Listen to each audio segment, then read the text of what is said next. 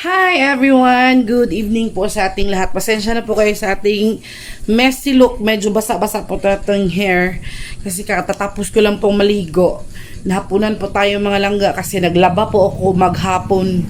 So grabe po talaga yung ating laba ngayon. No? And for today's video mga langga ay maghahanda naman po tayo as usual ng ulam o pagkain para po sa ating pamilya. No? Ito naman talaga yung ating obligasyon lagi para sa ating pamilya. So ayun, kanina nakabili po ako ng kung saan mo pag itawag siya og barilis or I don't know kung anong tawag sa inyo sa barilis mga langga. Basta dito sa amin barilis siya. Para siyang iba naman yung tulingan, iba naman yung barilis. I don't know kung anong tawag sa barilis sa inyo mga langga. Pakita, pero naisipan ko kasi nakabili po ako ng isang buong isda. Tapos, kinuha ko yung parang 3/4 yata or sobra sa kalahati. Mula buntot hanggang sa kanyang kalahati. Tapos, yun yung iihaw natin. Tapos, yung may ulo na part, meron pang kunting mga laman-laman nun. Yun yung ititinula natin mga langga para makahigop naman tayo ng sabaw, no? So, minarinate ko na yung ating barilis to. So, ayun siya mga langga na marinate ko na siya ng bonggang-bongga, no? Ayan. So, nilagyan ko lang siya ng hiwa. Tapos, minarinate ko lang siya sa soy sauce at saka sa paminta. Tapos, biniling baligtad ko lang siya ng very, very light. Kinaganyan, binabaligtad ko lang siya mga langga. Ayan, no? Binaligtad ko lang siya tapos lagyan ko siya ng ng patis sa katawan. I mean soy sauce. So yan yung natin. Hiniwaan ko siya mga langga para pumasok sa loob ng kanyang mga kaunuran ang nilagay nating pambalasa, no. So habang nandito ako, nagmamarinate ako ng isda mga langga. Dito naman yung makulit na bata dito sa akin kasi nangungulit na naman siya mga langga, no. So balik tayo dito. So ito nga, ibabaligtad ko lang siya mga langga para yung marinated natin na yung natin, yung ginawa natin pang marinate ay talaga pasok sa loob. Nagpapaningas pa ako ng apoy doon sa labas para ihawin itong ating itong ating isda. Sobra po siya sa kalahati mga langga. So ito namang part ito mga langga, ito yung ito yung ulo ng barilis, tambakol ba? O tambakol siguro yun sa Tagalog. Basta yan yung ulo na part, tapos hinati ko lang yung ulo para para ititinola natin, no. So ito na mga langga, no. Magsugba ta. Ano ito sugbaan pa? Ay na pa. Ito mga langga, no. Masyado nang madilim dito mga langga. Ito kami sa among kuan. Ayan mga langga. Medyo madilim na dito. Ayan lang kayo pa.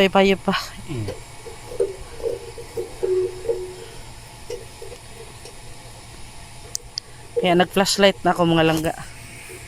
Para makita ninyo ba? Yan, may babuyan dire.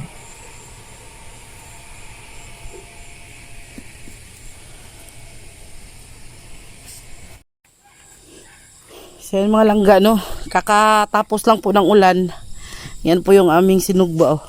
Yan po si Muna nagbuntay. Dito po kami sa likod mga langga. Kaya medyo matagal-tagal na din daw hindi nakain sila papa ng inihaw na isda. Kaya ayan, nagsugba na lang ako. Tapos dito naman sa kabila, dito na kami nagluto mga langga ng kanin. Ayan, oh. Kasi mahal lambutin yung kanin namin, oh. Okay.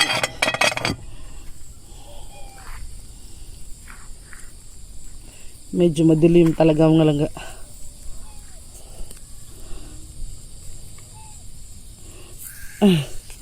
Nagbitay. So ayun mga langga, andito naman ako sa loob since si Papa yung pinabantay ko doon sa Sinugba. Tapos ako naman dito sa Tinuwa mga langga. So magtitinola tayo ngayon except sa kuan ang sabaya kanang ating Sinugba or sa Tagalog pa ay ano ba yun ma? Inihaw na isda. Magtitinula din tayo mga langga kasi isang buong isda yung nabili ko. Tapos naisip ko na request kasi ni Insik na na-miss na daw niya yung sinugba or yung kanang inihaw na isda. Kaya inihaw ko na lang. Gusto ko sana dalawahin yon bali tatluhan na as ulam. Kaso lang nag-request mo na nga tong kabayo niya. Luoy masad kayo. So ayun. And of course mga langga, gusto ko rin ibida sa inyo ang aking napakadaming grabe. Napakadami kong kanang kamatis mga langga Kasi araw-araw po kasi kaming nakakapitas, hindi lang yan, ito pa. Hindi lang yan, ito pa. Kadami, di ba? Dami-dami kong kamatis ngayon mga langga, yan. Yan, dami kong kamatis. Gusto ko sanang i-grant yung request nyo mga langga na kinamatisang baboy or kinamatisang kaso lang we're out of budget pa sa ngayon. Matuman na ginapuhon. Matutupad din natin yung promise namin sa inyo na magkinamatisan tayo na na karne. Pero sa ngayon isda muna yung kamatisan natin. So dahil magtitinola tayo ngayon, nagready na din ako ng aking onion leeks itong ating dahon sa sibuyas dahon, tapos itong ating mga sandamakmak na kamatis. Ang dami mga langga, merong manibalang, merong hinog na. Ayan, pero nga lang hindi talaga siya lumaki mga langga. Ayan hanggang ganito lang yung laki niya, or yung pinakamalaki niya ay parang ganito lang yata. Ganito lang talaga yung mga sizes niya ba, kasi hindi siya lumaki dahil sa init. So wala talagang wala maayong laki nga tanom basta agi init mga langga. So yun yung tapos nakaredy na din itong ating kanang barilis ulo. 'Di ba? Yung pinakita ko sa inyo na minarinate ko yung dapit sa may buntot yun. Tapos ito namang may ulo, may mga laman-laman pa naman, ititinula ko para makahigop din ng sabaw yung mga seniors natin. So yung ating yung ating ulam ngayon, kuwang na lang og kinilaw para sugtukil. Sugba tapos tuwara, ay kinilaw. So ayun, ang dami kong kamatis dito mga langga, sobrang dami. Di ba? Sobrang dami kong kamatis dito. Kaya huwag kayong mag-alala. Gusto ko din sanang magluto ng hipon or yung yung uyap ba? Yung uyap. So siguro sa Miyerkules mga langga, since tabo din naman sa Miyerkules, magpapabili tayo ni Papa or ni Insik ng ng hipon, yung may kulay ba? Tapos lagyan natin ng maraming kamatis. Kasi noon na magluluto ako niyan, bili ako ng balig 20 o bili ako ng 20 pesos na hipon. Marami naman yun. Isang balot na yun. Tapos lagyan natin ng maraming kamatis. Di ba? O tapos ilagay natin sa may malinis na garapon. Pwede natin yung iulam anytime na maubusan tayo ng ulam. Or pwede natin ipang sa mangga. Di ba? So ngayon maghihiwa tayo ng ito na yung isda natin. Napaka-fresh mga langga. Kaya napabili talaga ako kahit kanang maulan-ulan ganina.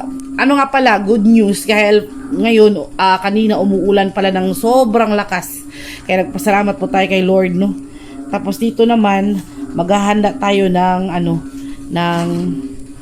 kanang gagamitin para sa tinola. Ayan mga langga. Diba? Meron tayo ditong onion. Don't mind lang sa kung kuan ha. Mailisan na lagi niya itong chopping board pohon.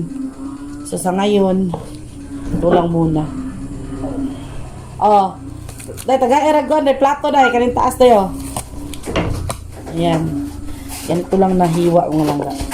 So nahugasan ko na to. So ayun, ito ang ating mga kamatis mga langga. Ihihiwa natin to. Nahugasan ko na siya mga langga. Ihiwa natin siya. Para ano no, para sa ating tinola. So masarap sa tinola ang maraming kamatis. Medyo maasim-asim daw sabi ni mama. Kaya, pero kailangan talaga kung magtinola ka, ubos. Kasi kapag kinabukasan, ano yan, mapapanis yan pag may kamatis.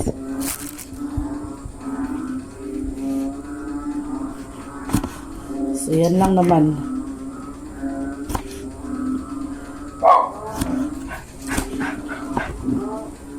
Yan. Damihan natin ang kamatis mga langga, no? Para talagang masarap yung ating, ang ingay ni Springs. Konti lang naman tong aking ititinola, pero masarap rin. Kailangan pa natin sarap pa, no? Tapos, lalagyan natin ng siling haba, mga langga. Gusto ko ng medyo may konting may sipa ng anghang ba. Kaya lagyan natin ng sili. Kasi itong sili din, nakapagpatanggal din ito ng lansa ng isda.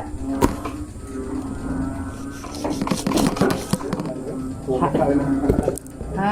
Kumakain mga pusa. Sige lang. Oh, basta mag-uwan. Ang ingay daw ng baki, mga langga.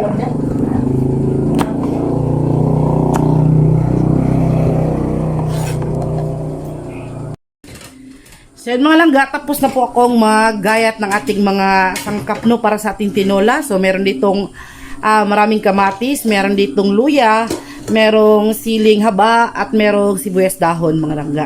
So ready na natin ito kasi si Insi kasi mga langga ay may pinuntahan pa. Tapos pagbalik nun, tsaka pa tayo magluluto ng tinola kasi pangit yung tinola pag malamig na. Tapos of course, luto na din ang ating pangmalakasang inihaw mga langga. O, tingnan nyo naman yan. Uy, kasarap. Diba? Ang sarap naman yan mga langga. O, ayan, diba? Diba? Ang sarap. Kita ko sa inyo.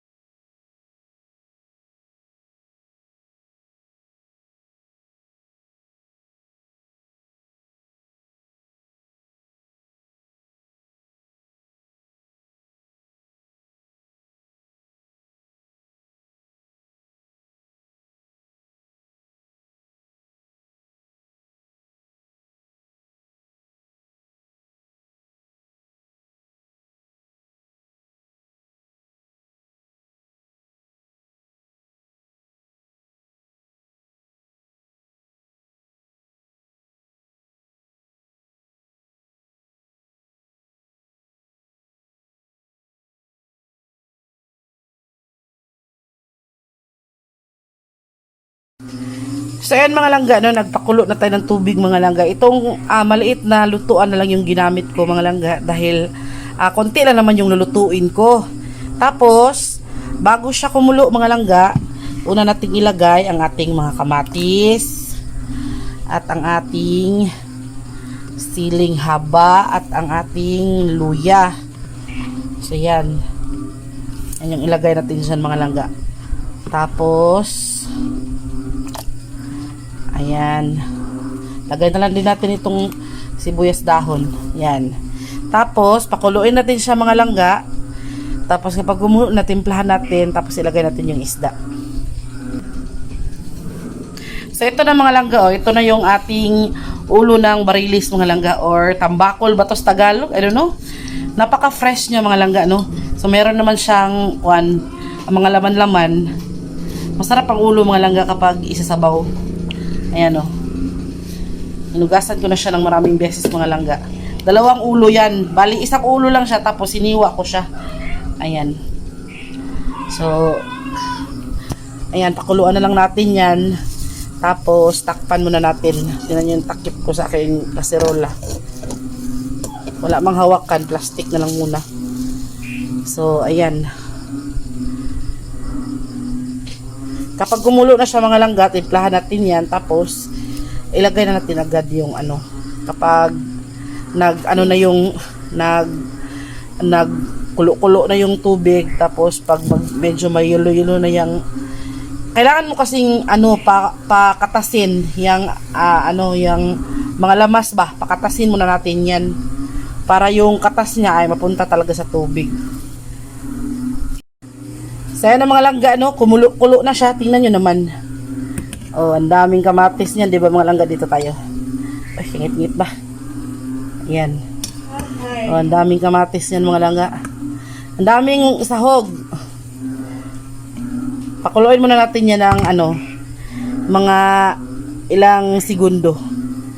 Tapos kapag na yung lasa ng ating nilagay ng mga sangkap, doon natin ilagay yung isda. Diba? Sarap naman yan. Tinimplahan ko na yan mga langga at tama na naman siya sa timpla. Ayan. Yan mga langga. Habang nagluluto ako dito mga langga, meron akong audience dito sa crowd. Dito. Gwapa naman lang ito. Hi! Gwapa lagi ka na. Sa una, yun. Ayan mga langga. Tapos dito naman ang gwapo nga si Cordapio. Oo ba ang iyang earring? Hi, Father. Hi. Gwapo ka? Ah. Oh. May bulibad. Nya ang gusto ka gwapa dire. Tara. Ang manag-am. Sus manag-am. Higda-higda na manaam. Busog na am. Unya ang pinakagwapo gud yung nagda sa salidang asa ang himaya. Dara. Gwapo ka dong. Gwapo ka dong. May title nga. Samtang may pitik na kasi. Ay, sus, gwapo. Upuha naman. Sige mo siya tanaw sa earring. Na. Ganina na siya tutoy. Na may earring ni Papa, si Ding. Ding! Ding, ding! Ano ba? Ding, ding! Ding, ding! Bibi! Bibi! Bibi! Ding, ding! Ding! Ding, ding! Iba po sa nangyari nga. Lagi. Ding, ding! Nagbarag, ang ding, ding! Nagbarag, ang ding, ding! Ang buton ay! Ala, kagwapo, sa bunguton! Ala, si Cordapio, wala yun! Wala bungot. Ay, bungot Cordapio! Ay, yung paboritong iring. Puntahan naman natin tong ating niluto, mga langga, oy. Tama na to, lagay na natin ang ating isda. O na lang pa, Lagay na natin ang ating isda, mga langgang, gagmay. Yan. Kaya kuan naman ang mga lamas na naghilo na ang tubig. Kapag ganyan, sobra ka labas sa atong isda mga langga, kay 100% labas gini siya. Kailangan ko labas mga langga, kay taga-isla ba ako. Ayan.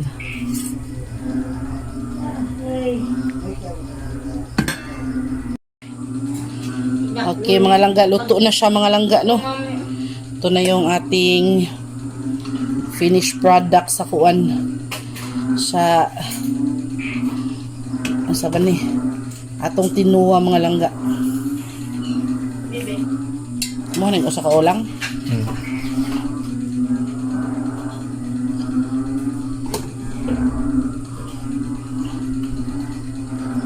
Okay, sa amo ning ni mama.